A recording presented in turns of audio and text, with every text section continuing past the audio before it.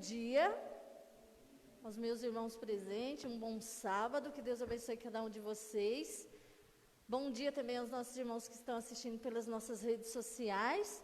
E nesse momento nós vamos iniciar a Escola Sabatina da Manhã, que tem como tema Ministrando como Jesus.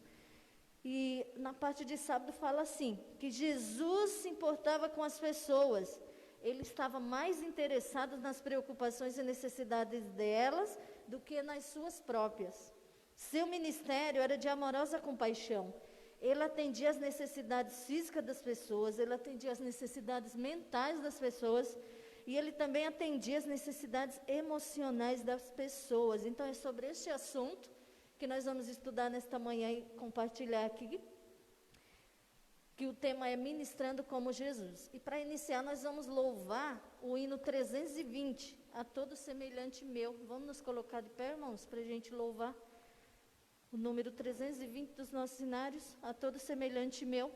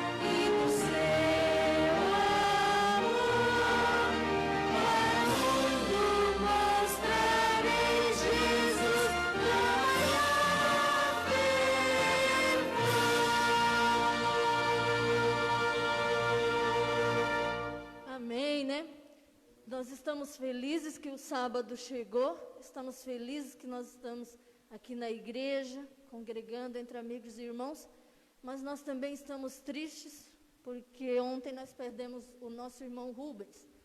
Então, os irmãos que estão nos assistindo aí, ore pela família da irmã Vera, e que o Senhor Deus possa cuidar deles, e nós acreditamos, nós temos a esperança de um dia reencontrá-lo na volta do Senhor Jesus. Então, vamos orar? Obrigado, Senhor Deus, por mais uma manhã de sábado. Obrigado, Senhor, pela oportunidade que nós temos de Te adorar. Fica conosco nesses momentos, ao estudarmos a Tua lição nesta manhã. Abençoa todas as famílias aqui que estão conosco, os que estão nos acompanhando pelas nossas redes sociais, e abençoa em especial a irmã Vera e a sua família. Obrigado por tudo, Senhor Deus. Te pedimos por Jesus. Amém, Senhor. Agora, para compartilhar conosco, nós vamos convidar Joselmo, lá de Cidade Nova, que ele veio aqui especialmente nesta manhã para compartilhar conosco os momentos da Escola Sabatina.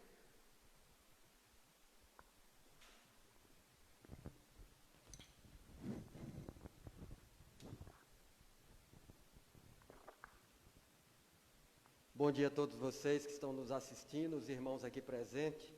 É uma alegria mais uma vez, juntos, podermos estudar a palavra de Deus. Após uma semana de luta, sempre é com alegria que recebemos o sábado, para podermos alimentar a nossa alma, nossa esperança de muito em breve, juntos podermos estar com o nosso Salvador. Deus seja louvado pela minha, pela sua, pela nossa presença nessa manhã. E a lição desse trimestre tem sido muito enriquecedora, muito extraordinária, falando desse ministério maravilhoso da pessoa de Cristo. E não é diferente com a lição dessa semana, que tem por título, como a Gineide já comentou, Ministrando como Jesus. É o nosso grande mestre, é o nosso grande modelo. E o verso para memorizar, o que é que diz o verso para memorizar? Aqueles que não têm lição, está lá em Mateus, o capítulo é o 9 e o verso é o 36. Alguém gostaria de participar conosco aí?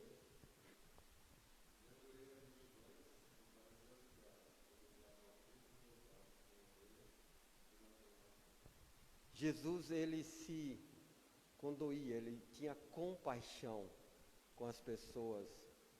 E é o que nós precisamos ter essa empatia, ter esse desejo de poder cooperar com aqueles que precisam. De fato que isso causava, de uma certa forma, um choque à sociedade, aos líderes religiosos, que ensinava que deveria haver um certo distanciamento do mundo e das coisas que no mundo há, e principalmente daqueles que estavam tão envolvidos com as coisas do mundo. Mas jamais podemos esquecer que a oração de Jesus é: peço, não que os tire do mundo, mas que os livre do mal. Precisamos estar envolvido não com as coisas do mundo a ponto de nos separar de Deus, mas a ponto de alcançar pessoas para Deus. Seus ensinamentos causaram impacto porque suas ações amorosas refletiam seus ensinos. E há uma frase que diz que um ato vale mais do que 1000 palavras. Pelos atos nós realmente demonstramos aquilo que somos. De nada vale tanto falar sem vivenciar. Então um ato vale mais do que 1000 palavras. Certa vez Mahatma Gandhi, falando para um grupo de cristãos, disse assim: parem de pregar o Deus da história, vivam o Deus na história. Parem de pregar de um Jesus que viveu há 2000 anos atrás. Vivam o Jesus hoje. E faz grande diferença isso. E aqui ainda na parte de sábado, Jesus ele se importava com as pessoas. Ele estava mais interessado nas preocupações e necessidades dela do que as suas próprias. Porque a Bíblia diz que ele não tinha nem onde reclinar a cabeça. Unicamente o método de Cristo trará verdadeiro êxito no aproximar-se do povo. O Salvador misturava-se com os homens como uma pessoa que lhe desejava o bem. Manifestava simpatia por eles, ministrava-lhes as necessidades e granjeava-lhes a confiança. E ordenava então: segue-me, o grande ensinamento. Irmãos, precisamos a cada dia suplicar a Deus para ter os olhos de Cristo, olhar com os olhos de Cristo. E a gente vai ver como as coisas mudam e como é diferente. Porque Cristo, ele olha a pessoa, a forma que ela, o ambiente que ela cresceu, a forma que foi educada, os traumas vivenciados e o que ela pode ser quando o aceitar. É bem diferente. E muitas vezes nós condenamos, criticamos pelo que as pessoas são. E esquecemos que também somos humanos. Essa semana eu vivenciei uma experiência que muito me marcou. E vi o quanto eu preciso melhorar no meu grau de santidade. Talvez vocês que estão me assistindo, já tenham um grau muito maior que o meu de santidade. Mas eu chego lá pela graça do Mestre. E eu estava então no escritório de um empresário, tratando a respeito de negócio da minha profissão, e me deparei com a situação quando então ele conversando comigo à mesa, ele assentado ali à mesa do seu escritório, e eu percebi nos seus olhos que ele estava desviando sua atenção. E aí eu percebi que tinha alguém atrás, mas não era alguém comum na sociedade. Era um marginalizado, um rejeitado, uma escória. E eu, irmãos, eu confesso, na minha pequenez eu confesso, que quando aquele cidadão adentrou aquele escritório, eu pensei assim, como esse homem pode permitir esse camarada chegar aqui nessa condição? Era um mendigo. Ele atravessou toda a empresa e chegou até o seu escritório. E ali foi pedir uma ajuda. E eu fiquei pensando, por que todos os funcionários permitiram ele chegar até aqui?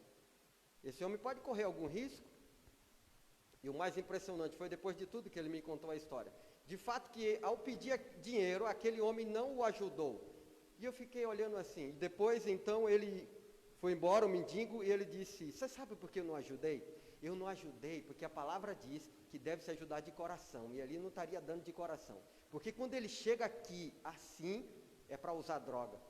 E eu fiquei observando. Eu disse, então não é a primeira vez, é algo comum. E ele disse, ele vem almoçar conosco todos os dias. Eu peço a marmita para o funcionário, e não é um empresário comum. Tem época que ele tem cerca de 100, 150 funcionários. E ele disse, eu sempre peço a marmita para ele. Toda vez que ele chega aqui descalço, eu peço para um funcionário meu e comprar uma sandália para pôr nos pés dele. Comprar bermuda, só que agora é diferente. Toda vez que a gente compra uma bermuda para ele não sai com essa bermuda na mão, ele só sai daqui vestido. Porque toda vez que ele leva, ele troca em droga. Irmãos, eu fiquei impressionado com aquilo e confesso a vocês que eu fiquei impactado com a atitude daquele homem. Porque há muitos religiosos e poucos espirituais. E assim eram os fariseus. Eram religiosos, mas de espiritualidade, zero. E é isso que Cristo quer em nós, não uma religiosidade, mas uma espiritualidade. De fato, que eles mesmo sendo religiosos, fugia do verdadeiro significado da palavra religião, que quer dizer o quê? O que quer dizer religião? Religar, trazer de volta. E eles ensinavam a distanciar, não trazê-lo de volta. Que tipo de religião é essa que distancia, que cria um círculo social só para aqueles? Que tipo de religião nós estamos vivendo? Qual o tipo de religião que você tem vivido? Será que tem atraído as pessoas para Cristo? E assim era o ensinamento de Cristo. E aquele homem então disse, olha, eu instalei um chuveiro no banheiro da empresa só para ele tomar banho. Mas por incrível que pareça, ele nunca tomou banho aqui. Mas eu continuo ajudando. E sempre que ele vem com a sã consciência, e às vezes ele pede dinheiro, eu dou 20 reais, digo, ó, só tenho isso. Eu preciso ficar com 10 e você vai ficar com 10. Então você vai lá, troca e me traz. E ele diz, por diversas vezes ele troca e traz. Mas tem situações que ele não traz. E aí fica dias sem aparecer. E isso não cria uma antipatia por parte do camarada.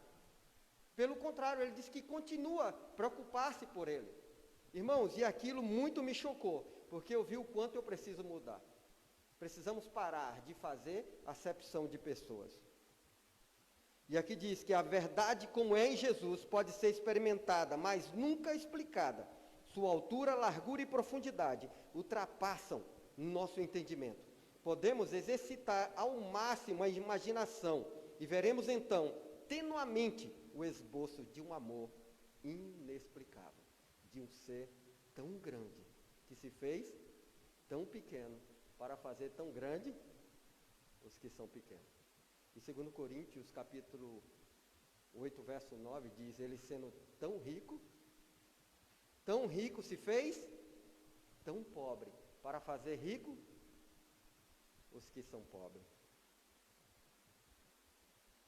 Então, podemos, de uma certa forma, vermos só tenuamente o esboço de um amor inexplicável, tão alto quanto o céu, mas que baixou à terra para gravar em toda a humanidade a imagem de Deus, que estava completamente distorcida pelos religiosos daquela atualidade. E quando viram Jesus se misturando com os marginalizados, disseram, ele come com pecadores. Ele se mistura com os pecadores. Essa é a lição da escola sabatina dessa semana, algo tão extraordinário, que precisamos realmente orar a Deus para viver à altura daquilo que Ele espera. E na parte de domingo vem falando a atitude de Jesus em relação às pessoas. Alguém gostaria de comentar aí? Vocês que estão nos assistindo aí, há condições de ver os comentários aí? Não, no momento não, né? Mas vocês podem estar comentando aí no Face, né? Então aqui na parte de domingo fala sobre a atitude de Jesus em relação às pessoas. Jesus sempre procurava o bem nos outros, ele extraía o melhor das pessoas. E uma das críticas feitas pelos líderes religiosos de seus dias era justamente essa da qual nós já falamos aqui. Ele recebia pecadores e comia com eles. Augusto Cury, ele conta em seus livros que ele era um homem ateu, e o que o tornou um cristão e a crer foi justamente como um especialista da mente humana, como ele é, estudando a mente de Cristo. Ele disse que jamais poderia um mortal criar um personagem como Cristo, jamais. Então ele passou a crer no Senhor Jesus. A religião dos escribas e fariseus e saduceus era evitar. Eles pensavam, faça tudo o que puder para evitar ser contaminado pelo pecado. Os ensinamentos de Jesus eram dramaticamente diferentes. Ele veio a este mundo tenebroso, de acordo com João 8,12. Ele é a luz do mundo, ele veio para redimi-lo, não para evitá-lo. Veio para os seus, e infelizmente os seus o rejeitaram. O rejeitaram. E nós vamos ver aqui ao decorrer da lição que muitas das multidões o seguiam, preocupado com o reino, não o reino dos céus, mas o reino da terra. Será que nós também não estamos a tal ponto? Preocupado com um Deus que nos livre das dívidas, que nos dê um carro novo, uma casa nova, ou que nos traga uma cura física, quem sabe? Um Deus, se nossa fé tão somente estiver baseada em milagre, quem sabe poderá acontecer como dos discípulos naquela época, né? Ou como muitos daqueles israelitas que viram tantos milagres. Jamais poderemos basear a nossa fé em milagres. E aqui na primeira pergunta, baseada em Mateus 5, 13 e 14, alguém gostaria aí de compartilhar conosco algum comentário nessa parte onde vem falando sobre o sal da terra e a luz do mundo?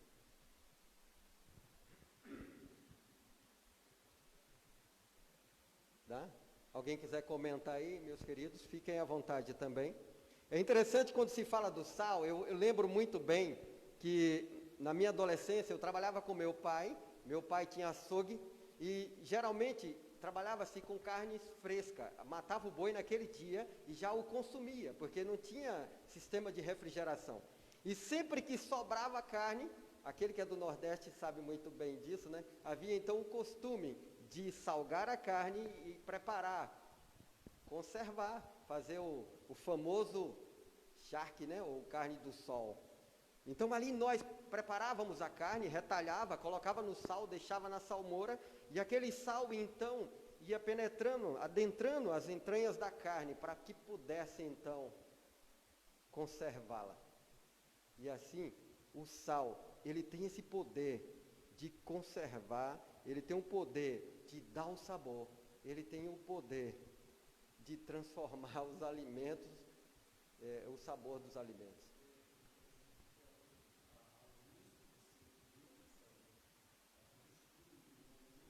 Já clareia.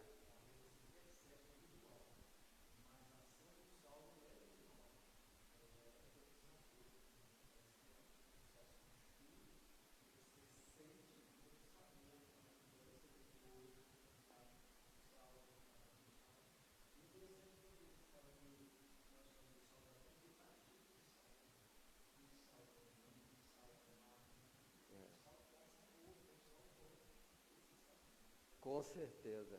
E tem um sal que perde a sua eficácia, né?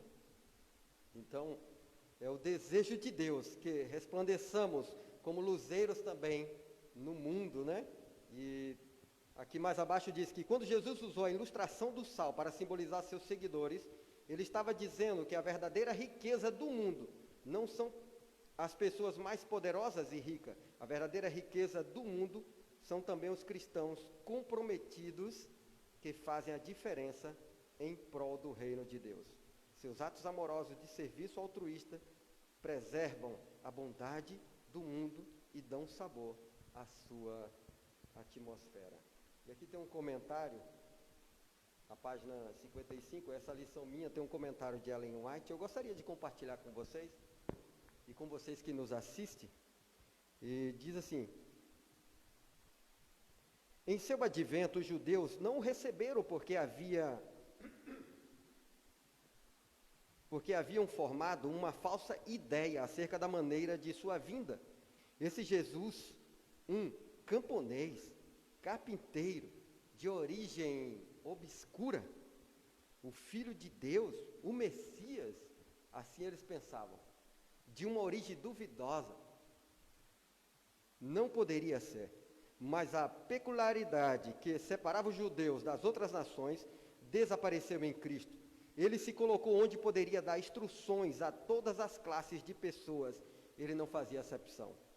Muitas vezes lhes disse que estava ligado a toda a família humana, judeus e gentios. Não vim chamar os justos,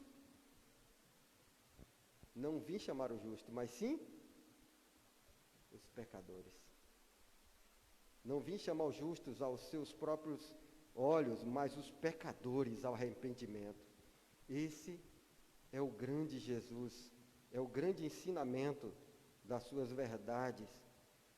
E é interessante, irmãos, que no Japão, quando as pessoas aceitam a Cristo e são batizados, o pastor diz: agora Cristo tem mais 2 pernas, mais 2 braços, mais uma boca, para trabalhar em prol do seu evangelho.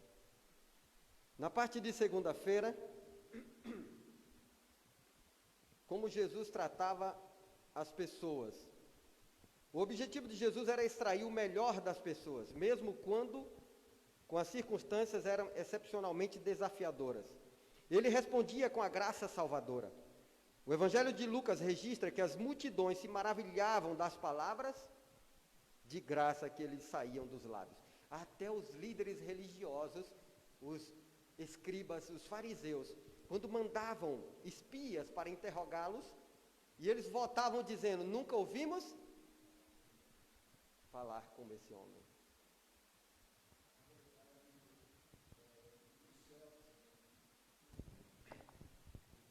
Na realidade, no céu, um dia alguém disse assim para mim, um baiano, né? Israel, no céu nós vamos ter uma surpresa muito grande. Eu falei: não são várias surpresas. Ele disse assim: é que Jesus, tem muita gente que está pensando que Jesus vai ser aquele rapaz de olhos diferentes, chega lá vai ver uma pessoa escurinha. Eu falei: pode ser. Por quê? Porque quando Jesus falava, pela beleza não atraía, mas quando ele falava, ele atraía. De fato, Ellen White não diz assim, mas ela diz assim, ela diz que a aparência de Cristo não chamava atenção, mas a sua voz era como música ao coração daquele que estava angustiado, cansado, fatigado. Quando ele falava, realmente ele convencia. Por isso que a Bíblia diz assim, ele falava como tendo autoridade. Não é aquele autoritarismo, mas é autoridade de autêntico. Ele falava com autenticidade e aquilo que as pessoas precisavam ouvir, não o que queriam ouvir. E desta forma, a fala de Jesus fazia o diferencial. Por isso que quando os homens foram pegar, nós nunca ouvimos falar como ele. Como Jesus. Algo extraordinário, né? E aí a gente vê onde o próprio Augusto Cury, ele ficou tão impressionado, né, ao estudar a personalidade de Cristo e não pôde continuar sendo o mesmo. Irmãos, eu penso que a maior desgraça para o cristianismo é um cristão que não vive à altura daquilo que Deus espera. Infelizmente, isso atrapalha demais a causa do Mestre. E aqui ainda continua dizendo, na parte de segunda-feira, baseado na pergunta 2, como Jesus tratava as pessoas. E aqui nós vemos duas pessoas ali que foram tratadas por Jesus, atendidas por ele. Uma de uma posição social elevada, e é impressionante o comentário que a senhora White faz a respeito desse camarada, do centurião, né?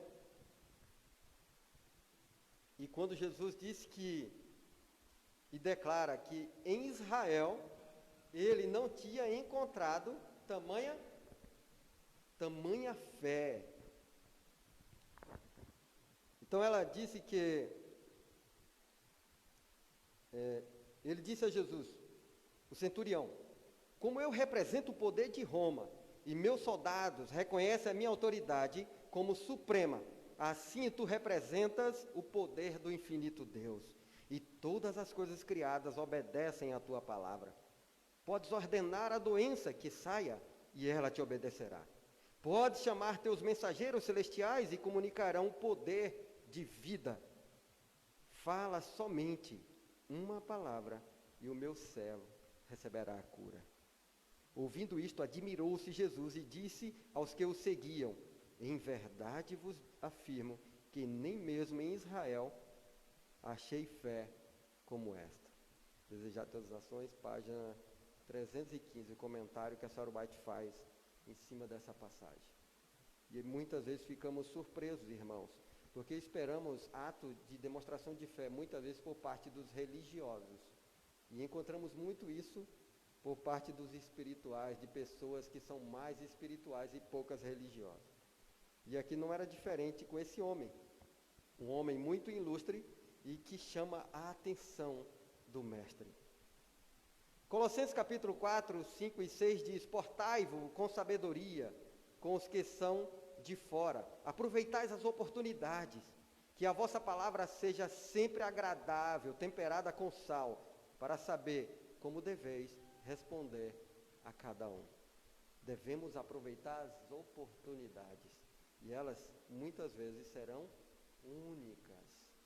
Oportunidades essas, onde Deus quer nos usar para poder levar o seu evangelho àquele que nos cercam. Jesus, ele tinha a capacidade de realçar o melhor das pessoas, e poucas coisas são tão eficazes quanto a um elogio para abrir o coração ao evangelho. Busque o que há de bom nas pessoas ao seu redor e permita que elas saibam que você as aprecia. Eu tenho até que horas, Gineide? Ontem eu estudando com um grupo de pessoas e tem sido muito gratificante e para nosso crescimento espiritual algo extraordinário. E isso que nos motiva há 30 anos continuar seguindo na fé. Porque se a gente para de estudar com pessoas o Evangelho de Deus, nós seremos os mais prejudicados. E ontem, uma pessoa falando para mim, ela que ocupa uma posição social em uma empresa como gerente, e foi visitar uma das áreas da empresa, e chegando lá, ela percebeu que um funcionário estava na cozinha, ela com jaleco, com vestimentas de gerente. Ela não se conteve diante daquela situação onde todos cumprimentaram a todos e esqueceram daquele funcionário, de um rapaz que estava cuidando das panelas. E ela viu a correria daquele rapaz e não se conteve. E deixou o jaleco de lado, tirou as luvas e abraçou a causa junto com ele. Ele começou a olhar e não acreditou, mas você é a gerente. E daí? Esse jaleco é só um jaleco. Isso é algo assim extraordinário, né? A humildade. A humildade abre portas que jamais outra coisa abriria. É algo fantástico. E lá em Filipenses capítulo 2, do 5 ao 11, diz que ele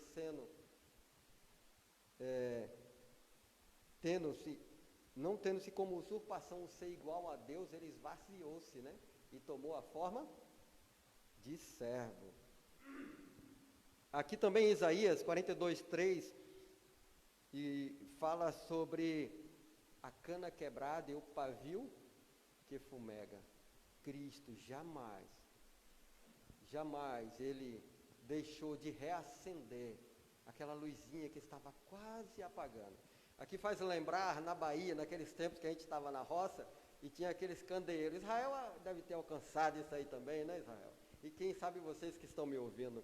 Então, quando o querosene ia se acabando, o pavio começava a sair fumaça, estava fumegando, perdendo. Irmãos, quem sabe muitos estão assim, perdendo o brilho, está começando a fumegar. Mas aqui a Bíblia deixa claro de que o trabalho de Deus é reacender, e Ele quer que cada um de nós permitamos ser usado pelo Espírito de Deus para reacender, quem sabe, o pavio de muitos que estão quase se apagando. Me permita, Pois não. Nós como embaixadores de Cristo aqui na terra, nós temos que ter o discernimento espiritual para ajudar pessoas, por exemplo, quando pedem para que seu nome seja retirado do rol de membros da igreja. Então, nós não precisamos ver essas pessoas, né, e excluí-las, né, do nosso círculo social, nem tampouco apagar a única esperança, ou quem sabe, aquele fumacinha que ainda existe na vida dessas pessoas. Então, Deus pode nos usar para as pessoas que estão quebrantadas, que estão com problemas, que estão com dificuldades, que têm dúvida. Assim como Cristo não abandonou nenhuma dessas pessoas, por mais que fossem ricas ou pobres, nós também precisamos ter este amor. Quando Cristo, olhando assim, viu as multidões, ele compadeceu. O Senhor, ouvindo uma palestra do pastor Jair em São José, ele dizia o seguinte, que a palavra é esplagnizomai, é a mesma coisa que mover entranhas, e isso só acontece quando você gosta. Por exemplo, uma mãe move entranhas quando vê um filho sendo atacado por um cachorro, por um crocodilo, num rio que ela não sabe nadar, ela se move e vai lá e salva. Era este mesmo sentimento que havia no coração de Jesus quando via os sofredores. Então eu preciso pedir a Deus que me dê este amor genuíno, sem interesse, porque infelizmente os nossos atos são muitas vezes manchados por demonstração, ou seja, eu vou fazer para que os outros vejam que eu estou fazendo. E Cristo era o contrário. Quando ele fazia, ele dizia assim, olha, não conte a ninguém. E nós fazemos o contrário, né? Que Deus nos ajude. Amém. Estamos aqui pelo Face também, com a Aline, Valdir, Gabriele, Aimee, irmã Vânia e o Bruno, que está na Irlanda. E a nossa irmã Vânia aqui comentou, o maior milagre é estarmos vivos. Bom dia e feliz sábado. Feliz sábado, é uma alegria ter vocês participando conosco, que a bênção de Deus alcance a cada um. Irmãos, na parte de terça-feira nós temos que andar porque o relógio não para, né? E aqui na parte de terça-feira vem falando sobre o ministério de cura de Jesus, parte 1. Cristo, ele se importava realmente com as pessoas. E o método de evangelismo do Senhor ultrapassa discursos memorizados e apresentações enlatadas. Ele é tão rico e dinâmico quanto a própria vida. E todos os dias convivemos com pessoas que têm necessidades físicas, mentais, emocionais e espirituais. Certa vez, eu estava indo a uma oficina de um mecânico que já me atende há muitos anos. E eu procurei ele na oficina e não o encontrei. E fui olhando, lá no fundo, atrás de um carro, assentado, cabisbaixo, com a cabeça enfiada entre as pernas, ele chorava. E ele disse, eu estava pensando em você, pedindo para Deus que tocasse para que você aparecesse, e você apareceu. E eu fiquei impressionado com aquilo. E conhecendo a circunstância, a história que ele estava vivenciando, eu comecei a conversar com ele, e ele foi abrindo mais o coração, foi tendo paz. Ele disse, eu estou sem força para trabalhar, diante da circunstância que ele vivia. E ele disse, foi Deus que mandou você aqui. Eu disse, Deus seja louvado por isso. Deus seja louvado. E assim, irmãos, precisamos permitir ser usados por Deus para trazer alento àquele que sofre. Aqui na parte de terça-feira, por exemplo, vem falando da cura do paralítico e a cura da mulher com fluxo. E é incrível como Jesus se preocupava. Aqui na questão do paralítico, primeiro ele cura a parte física? Não.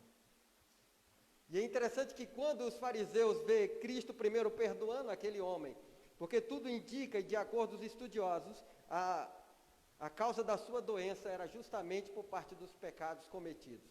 Então aquilo incomodava, e Cristo então cura primeiro, dando a paz interior, dando-lhe o perdão.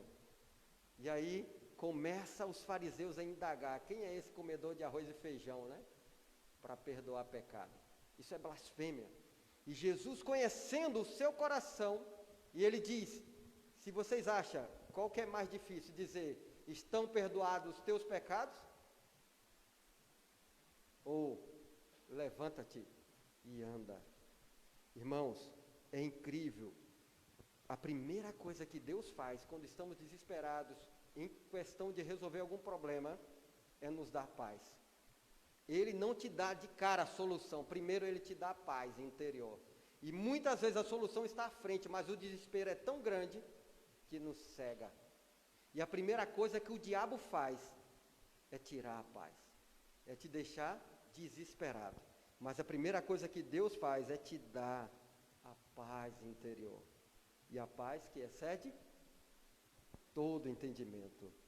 E aqui deixa claro que, contudo, a maior carência do ser humano é a de um relacionamento pessoal com Deus, e a percepção de sua vida tem uma importância eterna. A reconciliação com o Criador neste mundo destruído é nossa necessidade suprema, essa reconciliação. E é para isso que serve a religião, é para religar, é para trazer de volta, porque Deus colocou a eternidade dentro do coração do homem. E enquanto ele não tiver um encontro com Cristo, ele realmente não terá paz e não estará satisfeito. Pode buscar todas as concepções humanas, mas não é ter tudo que dará paz. É satisfazer-se com o que basta e aceitar Cristo como Salvador. Mas o homem nunca está satisfeito. Não é verdade? E aqui ainda diz que para Cristo a cura física seria, sem a cura espiritual, era incompleta. Se o amor de Deus nos motiva a desejar, a saúde física e emocional de alguém, ele também nos motiva muito mais a desejar o bem-estar espiritual da pessoa, para que ela viva da maneira mais plena possível aqui e por toda a eternidade. Afinal, todos os que Jesus curou acabaram morrendo depois, portanto, a necessidade real deles, acima de tudo, era espiritual. Mais algum comentário aí na parte de terça-feira?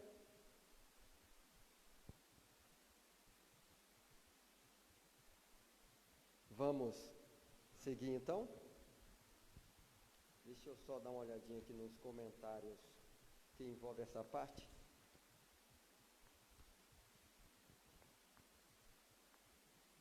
Em sua vida terrena, Cristo deu a lição da atenção cuidadosa às minúcias. A grande obra da redenção pesava-lhe continuamente sobre a alma, ensinando ou curando, exercia ao extremo todas as energias da mente e do corpo. Contudo, notava as coisas mais simples da vida e da natureza. Suas lições mais instrutivas foram aquelas com que ilustrou as grandes verdades do reino de Deus pelas coisas singelas da natureza. Não passava por alto as necessidades do mais humilde de seus servos. Seu ouvido percebia todo o clamor de necessidade. Irmãos, precisamos ser deixados, ser usados por Deus. Certa vez eu estava indo realizar um serviço no Ribeirão Grande, me deparei com a situação de um cidadão que estava caído à beira do asfalto e muitas pessoas passando e fazendo caminhada. E eu estava indo e de repente vi aquela situação, eu ia uns 80, 90 por hora, e aí fui até adiante, fiz a volta e retornei sentido à cidade, onde ele estava caído, próximo daquela área ali do Daê, onde tem aquela subestação que capta a água do rio Paraíba. E paramos do outro lado, atravessamos a rua, ele caído na pista. E eu falei, por que o senhor não pediu socorro? Já um senhor de idade. Ele disse, as pessoas podem pensar que eu estou aqui tramando para assaltar alguém. Eu disse, até parece, que isso é loucura. E as pessoas passavam ao lado e caminhando, e vendo aquele homem passando mal ali, ninguém se condoeu com a situação. E Deus me tocou, eu deixei o que eu ia fazer, colocamos ele dentro do carro e levamos para o pronto-socorro. Ele estava sofrendo ali um infarto. E por Deus. Então, muitas vezes são tantas as correrias da vida que nós passamos por alto. E essa é a verdade. Que Deus tenha misericórdia de nós e permitamos ser usado por Ele. Na parte de quarta-feira fala do ministério da cura de Jesus, parte 2. E aqui é interessante que é justamente aquilo que o Israel estava comentando. Enquanto muitos querem se aparecer, Jesus procurava se ocultar. E após a realização de grandes milagres naquela região de Cafarnaum, aquela agitação grande do povo, aquela massa, aquele grupo enorme de pessoas agora querendo segui-lo e querendo declará-lo como rei também, porque imagina agora um rei que não era necessário levar pão para uma guerra, que curava, quem sabe, o ferido que perdesse ali um braço em batalha, um rei que multiplicava as coisas, que ressuscitava os mortos. Então eles realmente não estavam tendo a visão verdadeira daquele reino que Cristo havia vindo trazer. E quando Cristo se ausenta, os discípulos não entendem, porque agora era para ele retornar, porque grande multidão estava voltando. E ele disse, não, precisamos ir também a outras cidades. Mas não só para realizar milagres, mas para pregar o Evangelho. Quando você vai lá no capítulo 1, do verso 6 de Atos, Cristo está sendo assunto ao céu. O pastor Bulhon tem um sermão que ele diz assim, que por 3 anos e meio Cristo pregou sobre o reino dos céus. Mas o povo estava tão absorto, envolvido com as coisas da terra e preocupado com o reino da terra. Tanto é que os discípulos que cooperaram junto com ele, que colaboraram, mas acima de tudo a preocupação maior era quem ia sentar um lado, quem ia sentar o outro, quem ia estar ao trono. Eles estavam sim preocupados com o reino da terra. E lá ainda, após a morte, a ressurreição, mais 40 dias de hora extra, trabalhando com o povo, com os seus discípulos, e cerca de 500 pessoas, Cristo está sendo assunto ao céu, e alguém sai do meio da multidão e diz, nossa, nós pensávamos que ele iria restaurar o reino dos céus, era isso? O reino de Israel. Essa era a maior preocupação deles, a restauração do reino de Israel. Eles não esperavam o Messias do capítulo 53, do servo sofredor, mas sim do Isaías do capítulo 9, né? Que fala sobre maravilhoso, conselheiro, Deus forte, Pai da eternidade, príncipe da paz. Irmãos, e nós? Fica a pergunta, e nós? Será que estamos tão absortos com as coisas dessa terra? Porque a lição vem retratando muito bem a respeito disso. E quando muitos perguntarão a ele, quando ele dirá que quando cuidamos dos pequeninos, visitamos os presos, alimentamos os famintos, estava cuidando a ele. E o justo dirá, mas quando, Senhor, que nós fizemos isso para ti? Isso é muito preocupante. Pelo outro lado também não podemos fazer para ser. Jamais, né? Precisamos fazer como algo natural. Porque Tiago deixa claro que precisamos mostrar a nossa fé pelas nossas obras, mas as obras não salvarão ninguém, mas é um fruto, é algo natural, como diz São João capítulo 15, que Cristo é a videira e nós os ramos, e jamais os ramos irá produzir algum fruto se não estiver alimentando da seiva da árvore. Então o fruto é algo natural. Aquele que está em Cristo, nova criatura é. Eu quero agradecer aqui a oportunidade, o carinho de todos. é a oportunidade de estar participando com vocês que nos assistem.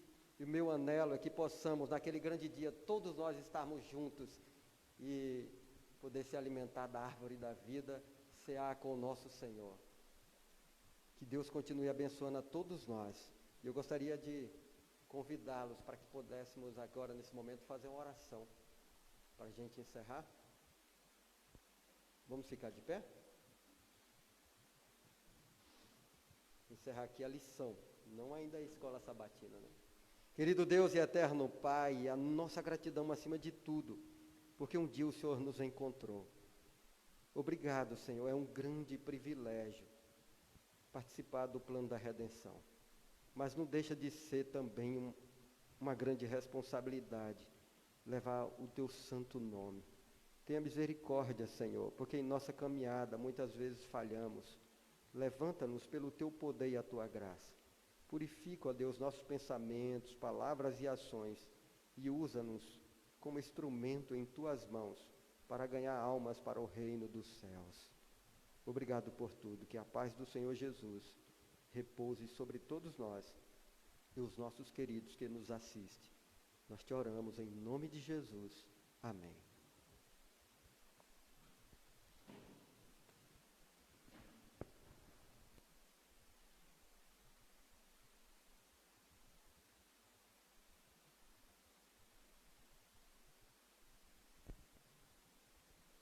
Agradecemos a todos os irmãos que estão aqui conosco, presentes aqui na nossa igreja, os irmãos que estão nos acompanhando. Que Deus abençoe você, irmão Francisco, e os demais que já foram falados aqui. Continue conosco, que daqui a pouco nós vamos ter uma bênção dividida pelo irmão Israel, que é a palavra do Senhor.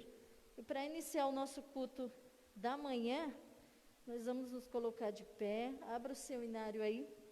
Também, você que está participando conosco, nós vamos louvar o hino de número 14 dos nossos inários. Jubilosos, te adoramos. O Senhor Deus quer falar conosco através desse louvor. O Senhor Deus já falou conosco, mas Ele ainda deseja falar pela sua palavra. Permaneça aí conosco.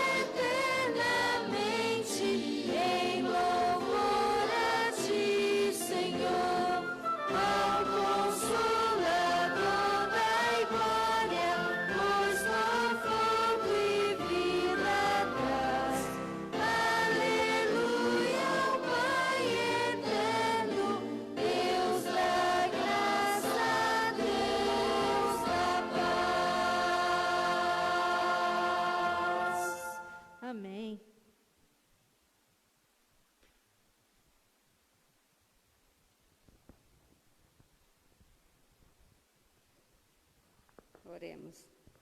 Senhor nosso Deus, muito obrigado por estarmos aqui mais uma vez na sua casa de oração. Muito obrigado pela nossa escola sabatina, que nós possamos seguir o seu exemplo aqui na terra, Senhor. Sermos o sal da terra e a luz do mundo, onde as pessoas tanto necessitam e têm fome e sede da tua palavra, Senhor. Prepara-nos agora para a segunda hora, que o Senhor possa vir falar mais e mais aos nossos corações. Abençoe cada um que está aqui presente e também os irmãos que estão assistindo nas nossas redes sociais. Obrigado por estar conosco todos os dias. É que eu te peço e agradeço em nome de Jesus. Amém. Agora a gente vai ver o Provai e Vede.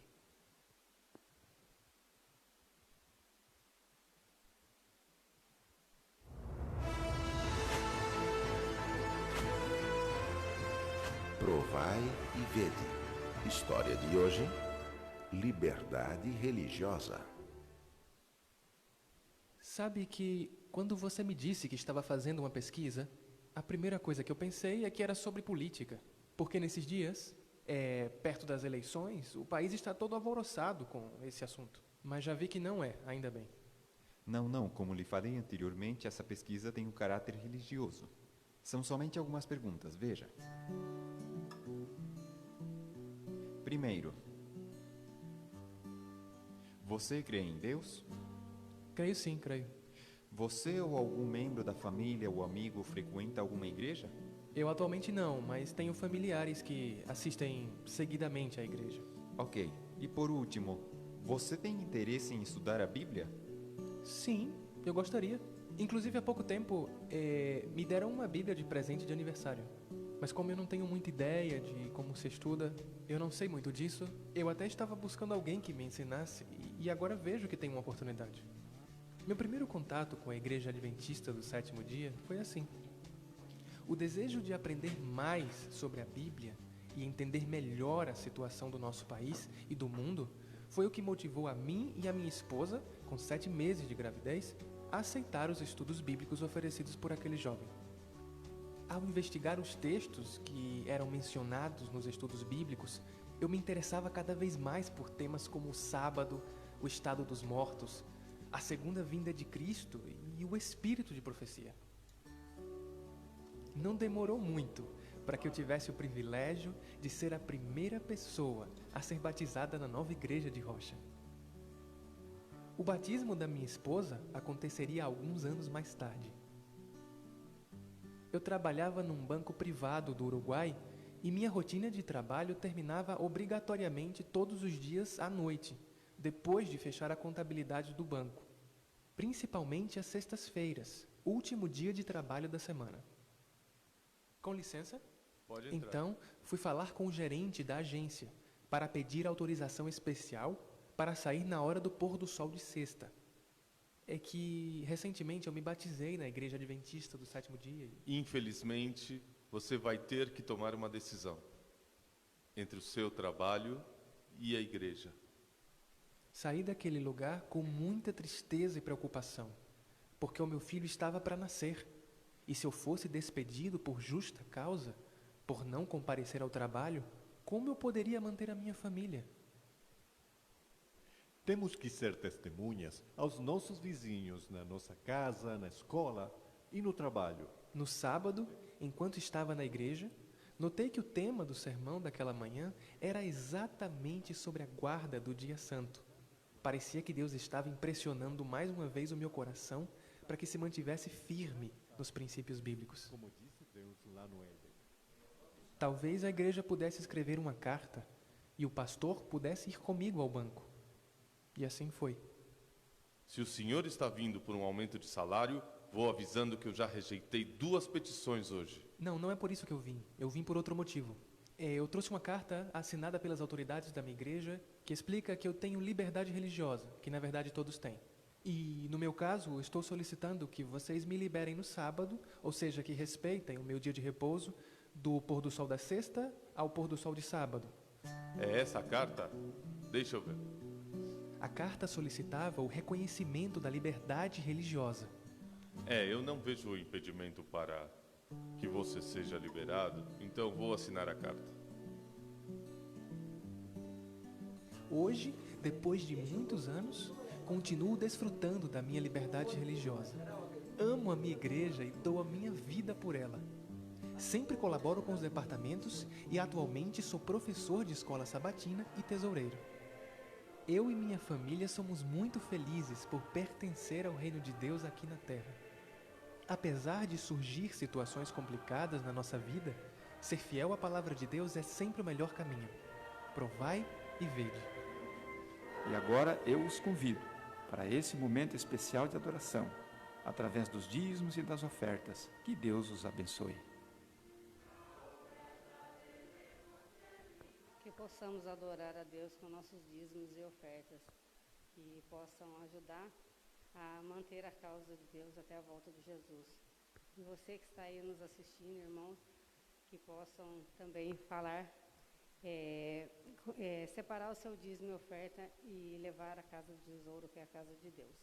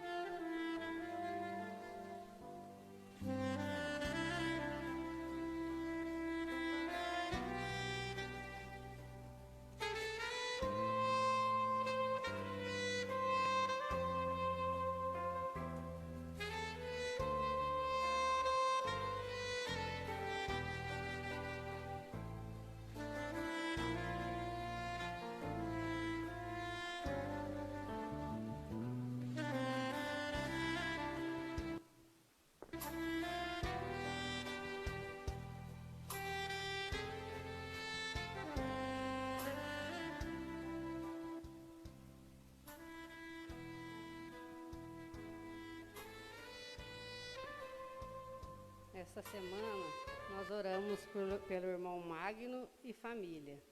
E essa próxima semana agora estaremos orando pela irmã Vera e família. Como os irmãos sabem, o nosso membro irmão Rubens veio a falecer ontem, que possamos orar todos pela família, para que eles tenham esperança da grande volta de Jesus, que ele possa ressuscitar e vermos ele muito em breve. Agora vamos fazer mais uma oração pelas ofertas e pela irmã Vera. Senhor Jesus, muito obrigado por mais uma vez estarmos aqui presentes na tua casa. Obrigado pelos dízimos e pelas ofertas, que elas possam servir para o Evangelho ser pregado em toda a terra, Senhor. Que o Senhor possa voltar muito em breve. Também oramos pela irmã Vera e família, que o Senhor possa estar com eles nesse momento tão difícil. E que eu te peço por todos nós, em nome de Jesus. Amém. Agora nós vamos passar a palavra para o irmão Israel, que ele vai ministrar a palavra.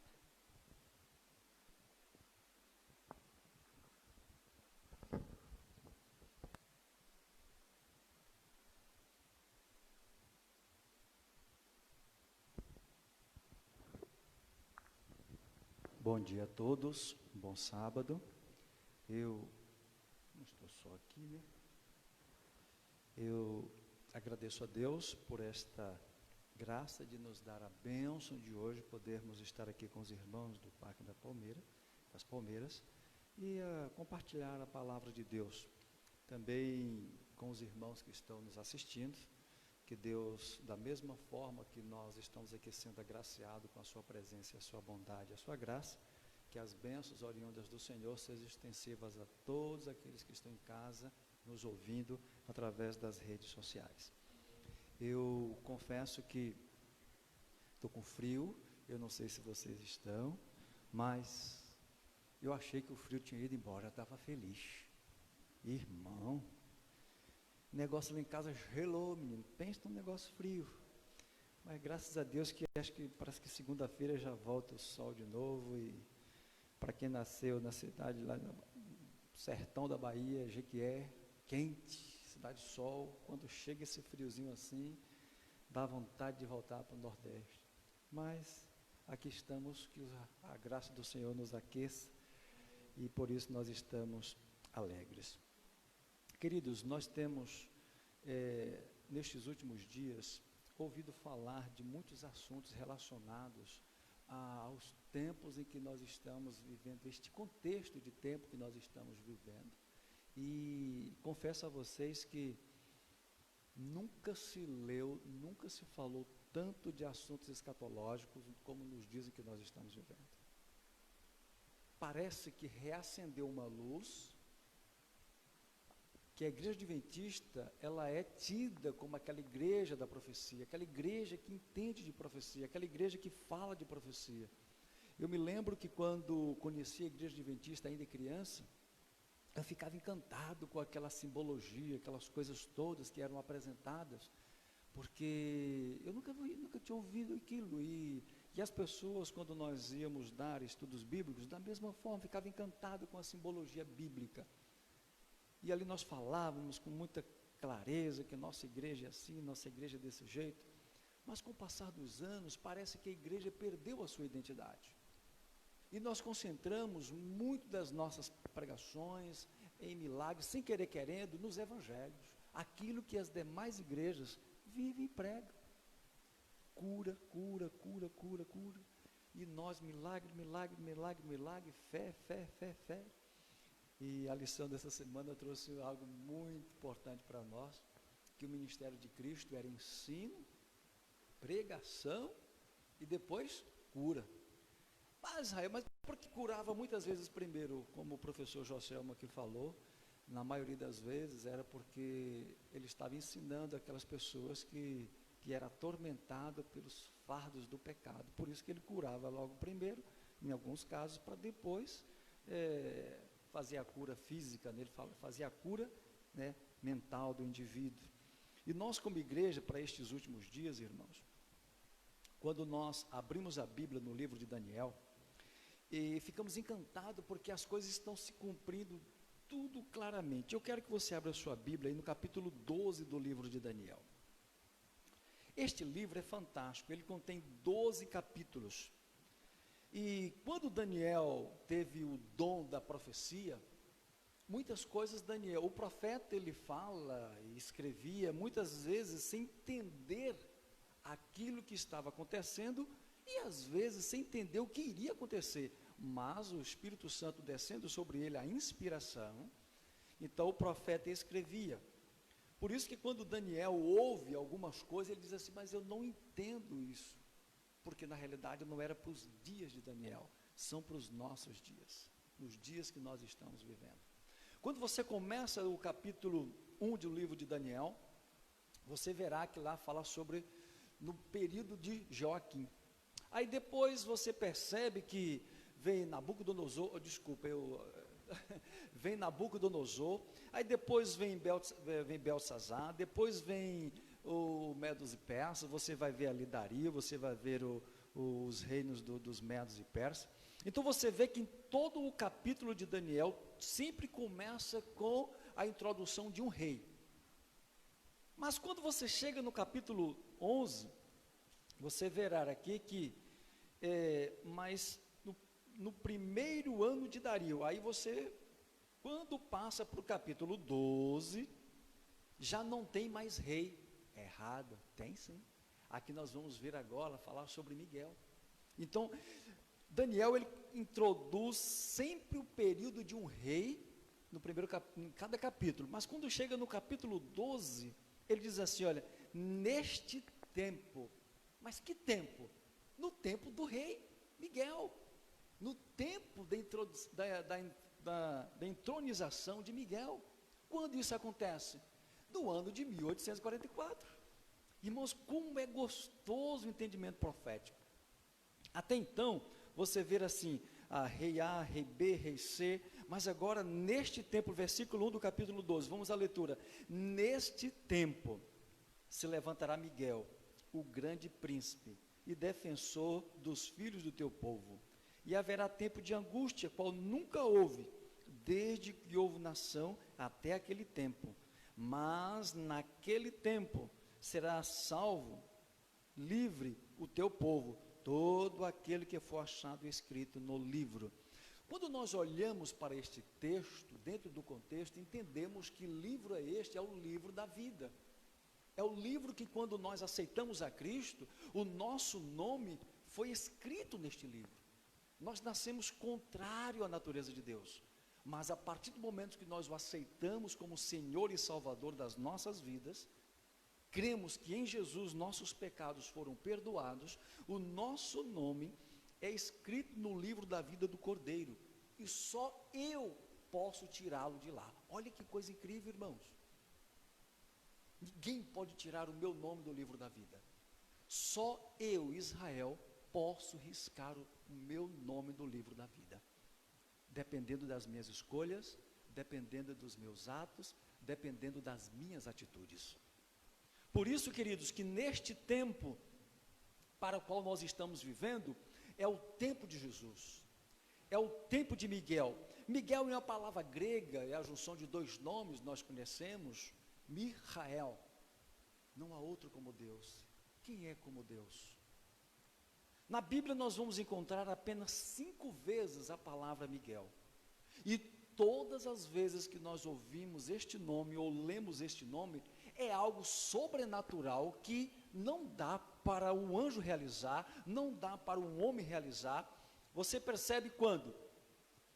Quando Daniel estava 21 dias em oração, jejum, clamando ao Senhor para entendimento da profecia. O que acontece?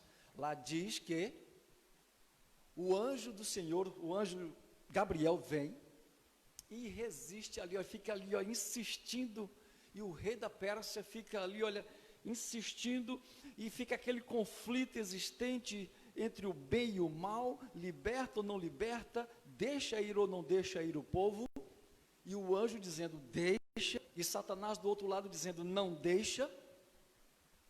De repente você vê a cena de Miguel entrando em cena. Aí Miguel vem como líder do grande príncipe, e ele é vitorioso, ele foi vitorioso, ele expulsa Satanás, e o povo recebe então a bênção de voltar para a sua casa. Queridos, nós vemos Miguel se levantando na ressurreição de Moisés. A carta de Judas diz que quando Moisés morre, você percebe que ele morre, capítulo 34 do livro de Deuteronômio, lá diz que ele morre no Monte Nebo, mas o Senhor o sepultou num vale, por uma razão muito óbvia. O povo idólatra naquele momento iriam fazer uma peregrinação no túmulo de Moisés, e não era esta a proposta de Deus. Na realidade da realidade, a proposta de Deus era levar Moisés vivo para o céu, como levou Enoque e como levou Elias. Mas, devido ao seu erro, lá junto às águas de Meribá, o diabo o acusa e diz, ele não pode, porque ele pecou. Se eu não posso, ele também não pode. Aí você percebe no livro de Judas que Miguel diz assim, olha, o Senhor te repreenda. Sabe por que ele disse isso? Porque Miguel ainda não tinha vindo à terra, encarnado em Jesus, vencido na cruz, para dizer, todo o poder me é dado no céu e na terra. Por isso ele não podia dizer a Satanás naquele momento, mas ele disse, vem Moisés, levanta Moisés, vamos subir, e o Senhor te repreenda. Naquele momento, Miguel dá um cheque pré-datado, dizendo, eu vou pagar o pecado arrependido de Moisés. E eu pagarei na cruz do Calvário. Então Miguel, irmãos, ele só se levanta quando algo muito sério está para acontecer, que os anjos não são capazes de resolver, e nenhum de nós temos força para suportar. Por isso que naquele tempo, quando Miguel se levanta, o ato de levantar-se tem 2 funções, é para guerrear, ou para entronizar, ou para desfrutar da vitória da guerra. Quando o rei ia à batalha, muitas das vezes o rei não pegava nenhuma arma. Assim como o engenheiro e o arquiteto não pegam na colher do pedreiro, nem do martelo, mas quando a obra é concluída, leva a fama, é feita por fulano de tal, por ciclano, e o coitado do pedreiro que sofreu, ralou, nem sequer o seu nome é mencionado. Muitas das vezes os reis iam às batalhas, não saíam à guerra, Mas na hora da vitória, ele se levantava e levantava a espada e era coroado ali, honrado, né, como conquistador. Mas na realidade foram todos os seus exércitos que fez a batalha. Neste contexto aqui, Miguel se levanta para guerrear e para ser entronizado no santuário celestial como nosso sumo sacerdote, como nosso advogado, como nosso benfeitor, aquele que intercede por nós. Queridos, o capítulo 12 do livro de Daniel traz uma lição para nós maravilhosa. Ela diz assim, olha, versículos 2, muitos dos que dormem no pó da terra ressuscitarão, uns para a vida eterna e outros para vergonha e horror eterno. Muitas pessoas podem estar achando que aqui nós estamos falando de das duas ressurreições, antes do milênio e pós-milênio. Na realidade, queridos, Daniel está falando de uma ressurreição especial. Daniel está falando de uma ressurreição parcial, mas que nem ele saberia quando aconteceria, porque ele estava falando de uma visão futura. Então ele diz assim, olha, muitos dos que dormem, ele não diz todos os que dormem.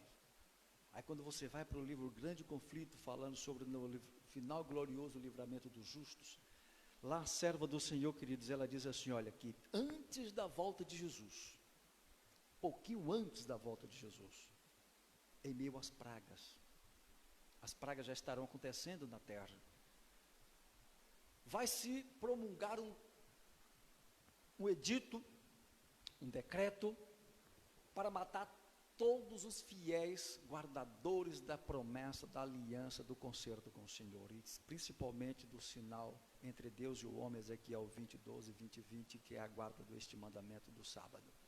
Estas pessoas serão procuradas, caçadas para morrerem. Mas, antes que eles sejam sucumbidos, diz a serva do Senhor que ouvi-se-á uma voz no céu à meia-noite. E esta voz falará clara como um trovão, que todos ouvirão parecer um trovão, mas os salvos entenderão ser a voz de Deus. E esta voz dirá o dia e a hora da volta de Jesus Cristo. E muitos dos que dormiram na terra, ou seja, lá está escrito assim, olha, todos que morreram na mensagem do terceiro anjo, todos que morreram crendo na mensagem do terceiro anjo, ressuscitarão pela voz de Deus, para fazer um concerto de paz com aqueles que estarão vivos, que são os 144 mil, todos os salvos que estarão vivos naquele momento, para aguardar o Senhor vindo nas nuvens dos céus, no dia e hora marcada. Estas pessoas, quando ressuscitarem, elas irão confortar aqueles que estão muito apreensivos, sofrendo nos calabouços, nas prisões, estarão nas montanhas, nas cavernas, nas florestas, fugindo para não ser mortos. Queridos, vai ser um dia de muita alegria. Imagine você rever o seu irmão, o seu amigo, o seu querido, que morreu crendo na mensagem do terceiro anjo. E quando a mensagem do terceiro anjo ela começa a ser pregada? De 1844 até os nossos dias. Então entende-se, queridos, que todos nós temos uma ressurreição especial. É aquela que vai ressuscitar para ver Cristo voltar. Então, de acordo com Ellen White, e de acordo com este capítulo do Grande Conflito, você e eu ressuscitaremos antes mesmo de todos os que morreram no período de Adão até antes de 1844. Mas isso é preciso ter fé para acreditar na revelação e na pena inspirada. Também nesta mesma ressurreição, aqui diz que muitos ressuscitarão para vergonha e horror eterno. Quem são esses? Quando você vai para o livro de Apocalipse, porque Daniel ele está intercalado com o livro de Apocalipse, capítulo 1 de Apocalipse, lá diz que todo olho verá, capítulo 1, versículo 7, a volta de Cristo, até mesmo aqueles que os transpassaram. E Ellen White diz que cita nomes, é interessante como ela cita nomes: Judas, Caifás, Anás, Herodes. Todas essas pessoas que participaram ativamente do julgamento de Cristo e condenação do inocente Filho de Deus, estas pessoas ressuscitam para ver a glorificação de Jesus, porque Jesus profetizou isso quando ele estava sendo julgado. Jesus disse que eles veriam o Filho do Homem vindo nas nuvens do céu, com poder e grande glória. Queridos, isto vai se cumprir muito em breve. A palavra do Senhor, ela deixa claro que a vinda do nosso Deus é muito certa, é muito rápida nós iremos ver a volta do Senhor. Então aqui se fala dessa ressurreição parcial e dessa ressurreição especial. E se você usar, se tocar no termo ressurreição, você pode ir no livro Primeiros Escritos, nas páginas 244, se não me falha a memória, lá diz também que os senhores de escravos ressuscitarão antes mesmo que as pragas comecem a cair na terra, para sofrer como os escravos sofreram, e depois morrerem, aguardando então a última ressurreição. Então Cristo, ele, através dos profetas, dos seus servos, eles dão sinais daqueles que perseverarão, daqueles que estarão firmes até a volta do nosso grande Deus. Queridos, e continua o capítulo 12 de Daniel dizendo: os que forem sábios, pois, resplandecerão como fulgor no firmamento, e os que a muitos conduziram à justiça, como as estrelas sempre e eternamente. Aí ele diz assim: tu, porém, Daniel, encerra as palavras e sela o livro até o tempo do fim. Muitos o esquadrinharão e o saber se multiplicará. Queridos, quantas vezes eu já ouvi alguém dizer assim: não, a ciência se multiplicou, a medicina está, isso é um cumprimento de Daniel 12:4. Não é, queridos.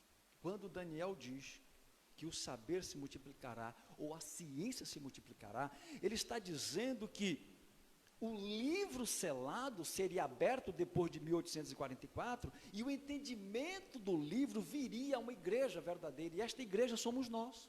Amém, igreja? Ouçam amém dos que estão em casa? Amém, igreja morna.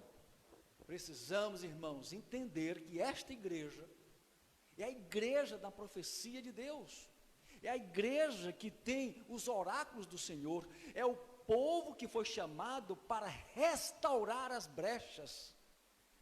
Somos nós.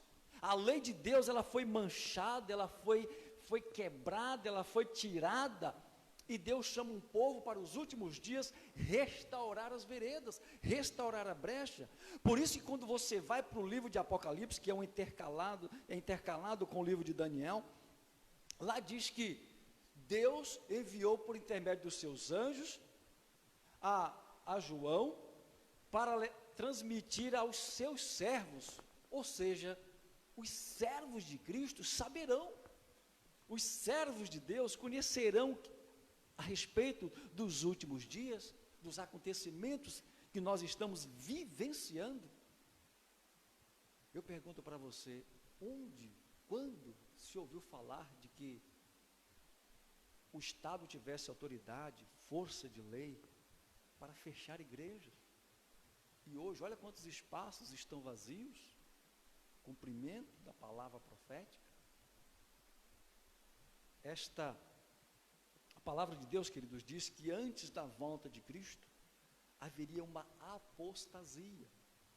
Eu pergunto para você, quando você se batizou, você lembra quantas pessoas foram batizadas com você, ou algumas delas?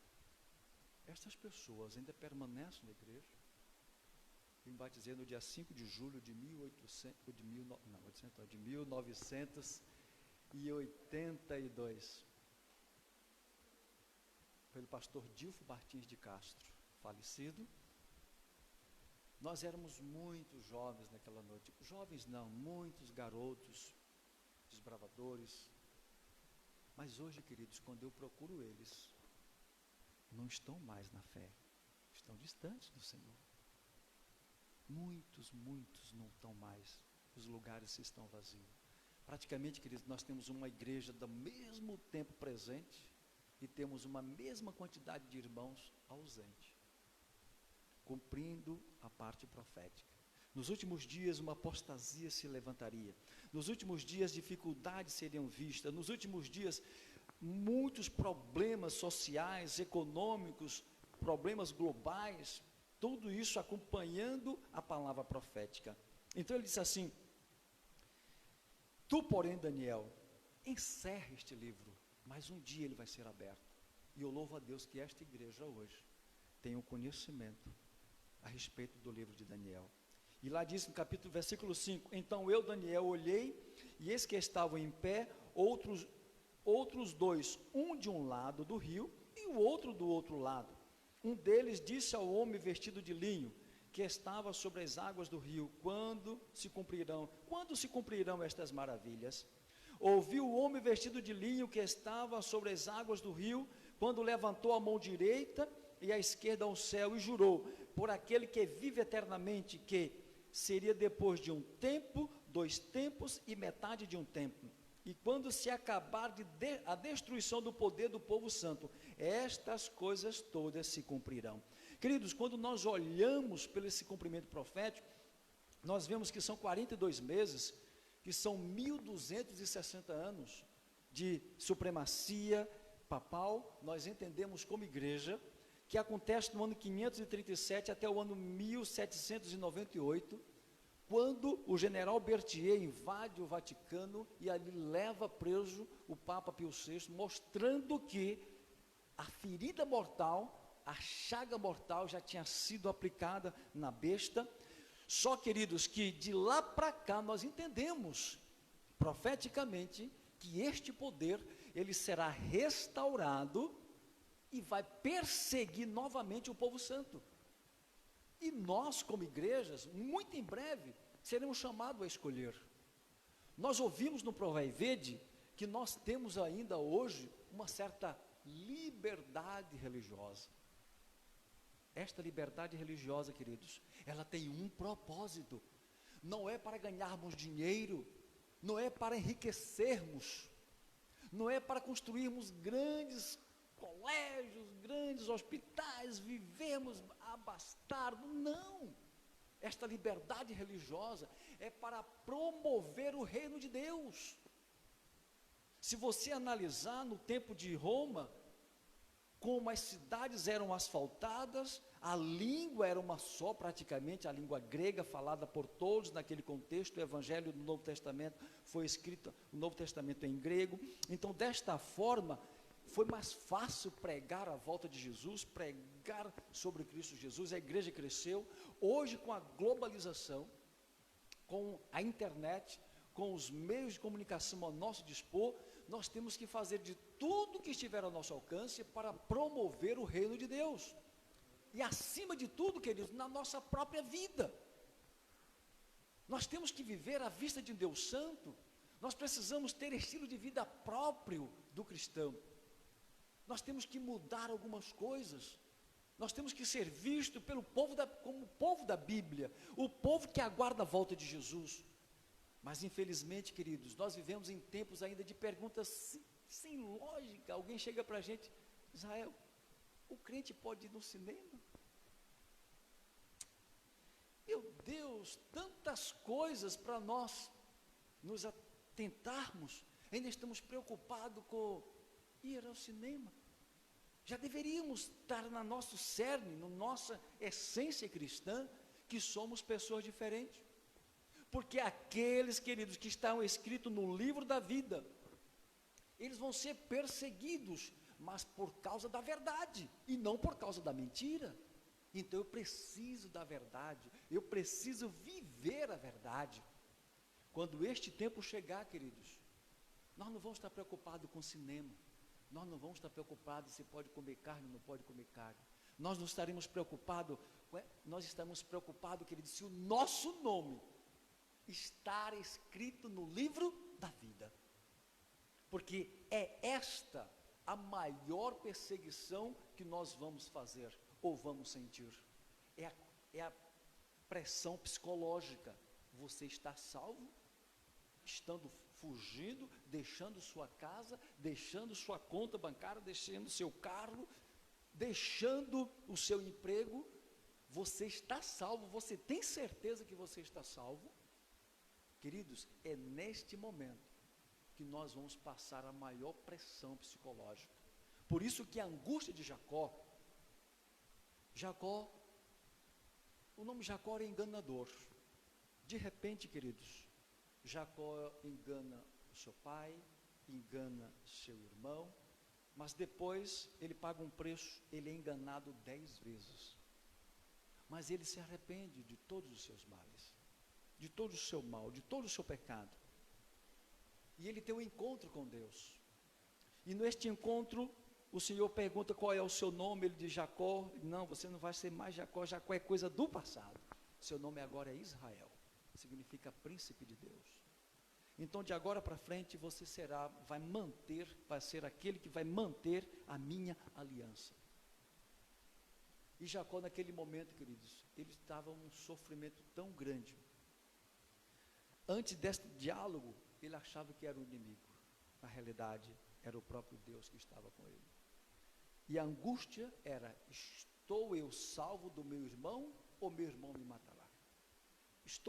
Meu irmão me perdoou ou meu irmão ainda tem rancor contra mim? E ele ficou angustiado aquela noite inteira, até o Senhor vir ao seu encontro. Queridos, no momento de maior angústia nessa terra, não é quando nos faltar o almoço ou nos falta a janta, porque pelo menos uma refeição Deus não vai permitir que seu povo falte. Mas diz lá o seguinte, que nossa fé, elas tem que ser maior do que a fome, do que o frio e do que a sede. Nós seremos provados de uma tal forma, queridos, que se nós não tivermos alicerçados na palavra do Senhor, nas promessas do Senhor, cairemos. Temos que estar alicerçados. Nós não temos que estar preocupados com A ou com B, ou com esta ou com aquela religião, ou com esta ou com aquela lei que vai nos afligir. Nós temos que estar preocupados se nós estamos alicerçados na palavra do Senhor. Porque quando Cristo se levantar para libertar o seu povo, para dar a vitória ao seu povo, será para aqueles que forem fiel até a morte. E dar-te-ei a coroa da vida. Queridos, para estes dias que nós estamos vivendo, nós precisamos ser resplandecentes como a luz e o fulgor do firmamento, como diz o livro de Daniel.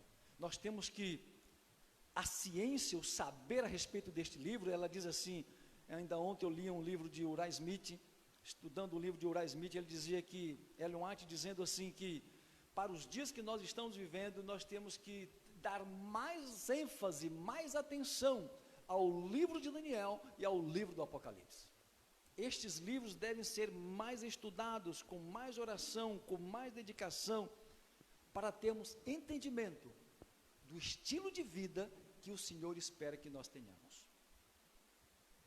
Como eu ajo no meu emprego, como eu ajo na minha faculdade, como eu ajo com o meu vizinho, como tenho agido com aqueles que me cercam. É esse estilo de vida, queridos, que o inimigo está de olho para perseguir nos últimos dias. É aqueles que têm as marcas de Cristo na sua vida e no seu coração. Queridos, eu posso estar falando para alguém que esteja preocupado em relação aos acontecimentos, está preocupado em relação ao desemprego, está preocupado em relação às finanças, está preocupado em relação às despesas domésticas. Sabe, quando eu acordo às madrugadas e fico nas minhas meditações com o Senhor, eu comecei, queridos, a Bíblia tem mais de 3.000 promessas. Então eu tenho acordado e tenho começado a recitar as promessas de Deus, me apegando às promessas de Deus. Todas elas, do Novo e do Velho Testamento. E vai surgindo, cada vez que eu vou citando um verso que é uma promessa, o Espírito de Deus vai me dando outro que eu já li, porque nós já lemos a Bíblia diversas vezes, várias vezes. Então isso vai trazendo à memória o apego às promessas de Deus. E nas promessas de Deus ele diz assim, olha, não temas o que está acontecendo no momento. fique tranquilo, se você estiver comigo, eu estarei com você. Queridos, isso é bom demais. Pode nos faltar o pão, pode nos faltar tudo, menos a fé em Cristo Jesus. Porque Ele vai buscar um povo, Ele virá buscar um povo, Ele vai defender um povo que tem um estilo de vida diferente escrito no livro da vida do Cordeiro. É este livro, queridos, que me interessa. Nada mais na terra nos interessa. O que interessa é o nosso nome no livro da vida. Aprendemos na lição que as pessoas que Cristo curou, elas morreram. Elas não permaneceram vivas. Porque Cristo, na realidade, está interessado em que nós vivamos a vida no reino celestial. E não a vida aqui nesta terra. Aqui é temporal, é passageira. Eu conversando com um senhor de 79 anos outro dia, e eu me lembro que ele disse assim, eu vou doar 2 cadeiras de tomar banho, aquelas cadeiras que tomam banho, né, de idosos, pessoas que têm dificuldades. Aí eu disse assim, o senhor tem certeza que vai doar as 2? Porque o senhor já está com 79 anos. Disse, não, eu não vou usar isso não.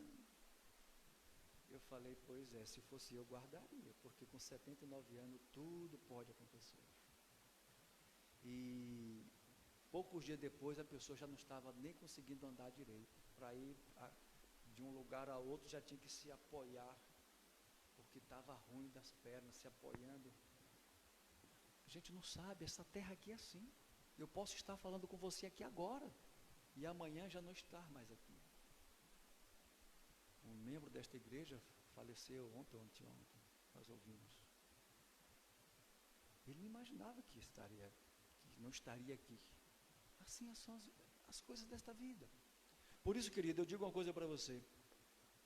Se o meu nome estiver no livro da vida do Cordeiro, e permanecer no livro da vida do Cordeiro, pode levantar-se o diabo e todo o seu exército.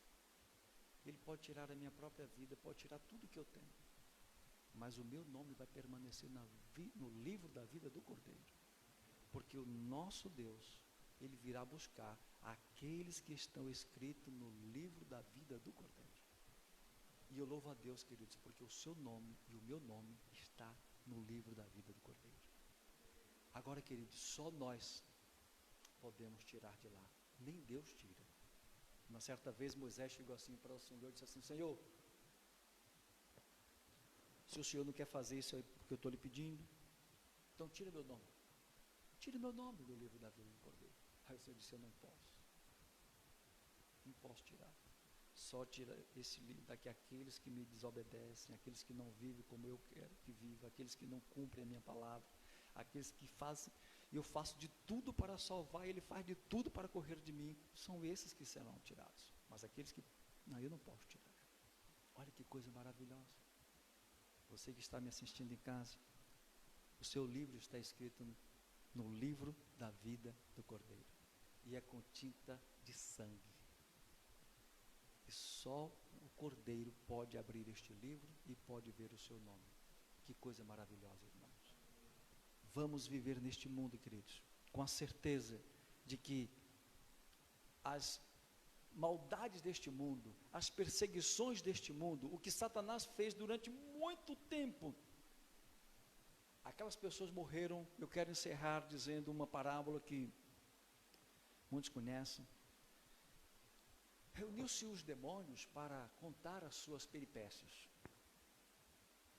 E levantou-se um e disse, olha, eu incitei uma carruagem para que ela corresse e derrubasse aqueles cristãos, e todos foram mortos. E você, o que fez? Eu peguei uns cachorros e incitei para que mordesse e matasse. E você, eu peguei um leão e fez aquela coisa. Mas ninguém fazia algo que agradava ao demônio mais poderoso, o demônio chefe. Mas de repente levantou-se um e disse assim, eu fiz algo, não foi muita coisa não, mas posso contar? Aí eu, conte. Olha, há 10 anos eu venho perseguindo um ancião. 10 anos. Mas todas as vezes ele está em oração, acorda de madrugada, clamando, e eu não consigo vencê-lo. Mas hoje ele está dormindo um sono calmo e tranquilo. Não estava mais em oração, não estava mais em vigília. Estava dormindo calmo e tranquilamente. Sabe, queridos, no passado, na Idade Média, a igreja perseguiu e matava os cristãos. Só que a resposta do inimigo era, do demônio-chefe, eles morreram salvos. O nome deles está escrito no livro da vida. Mas, para aquele que não morreu e estava vivendo um sono tranquilo na fé, era para esses que o demônio disse, agora sim, agora você falou uma coisa boa. Porque esse pode morrer fora do evangelho, fora do livro. É isso que o inimigo quer. O inimigo não quer matar-nos na fé dentro da igreja. Ele quer matar-nos fora da igreja, ele quer matar-nos fora da fé, para perdermos a nossa salvação. Queridos, não durmamos o sono da conformidade deste mundo, mas que nós tenhamos uma fé viva e eficaz, uma fé em Cristo, que nos dê a vitória, porque quando Cristo voltar, porventura achará fé na terra? Sim, achará a minha e a sua, se nós continuarmos no Senhor. Que Deus nos abençoe, que Deus nos dê a vitória nesta manhã e durante a nossa vida, é a nossa oração nesta manhã, em nome de Cristo Jesus. Amém.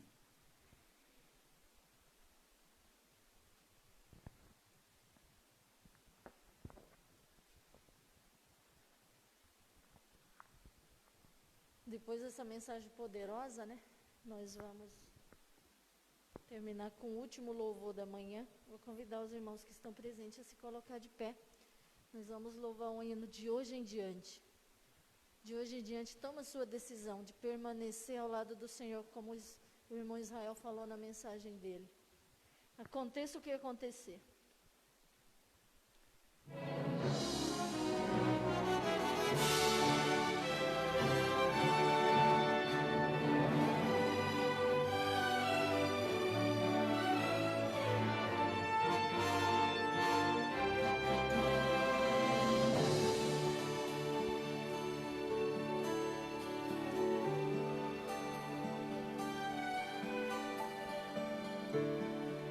Hoje em diante escolho viver com Jesus, como um barco que alcança o porto, eu encontrei sua luz. De hoje em diante escolho amar, pois eu tenho paz. Jesus pode dar. De hoje em diante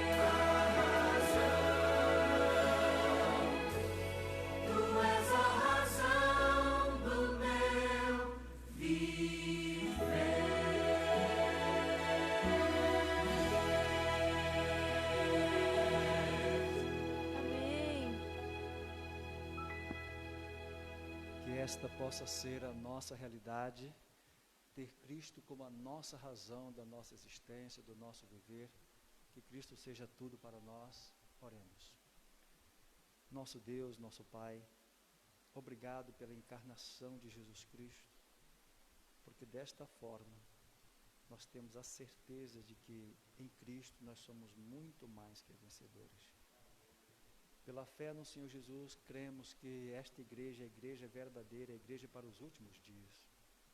Não é daqui que sairá outra, nós somos a igreja da profecia, nós temos uma data de nascimento e nós não temos uma data final, porque nós temos certeza que daqui para frente é renovação, daqui para frente é salvação, daqui para frente é glorificação.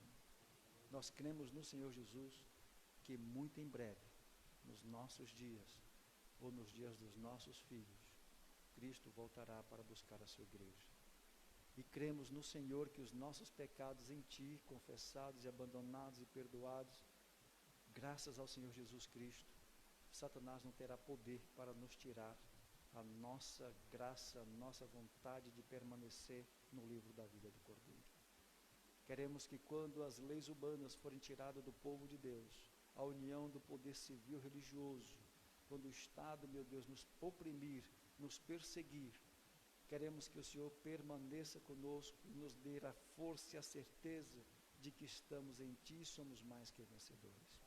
Ainda que nos falte, meu Pai, o emprego, a casa, o carro, o dinheiro, mas com certeza o nosso pão e a nossa água serão certas, porque está profetizado e nós cremos na profecia. Muito obrigado pelo Teu cuidado. Derrama sobre esta igreja, visível e a invisível, o poder do Espírito Santo para permanecermos no Senhor. Nós oramos em nome de Jesus.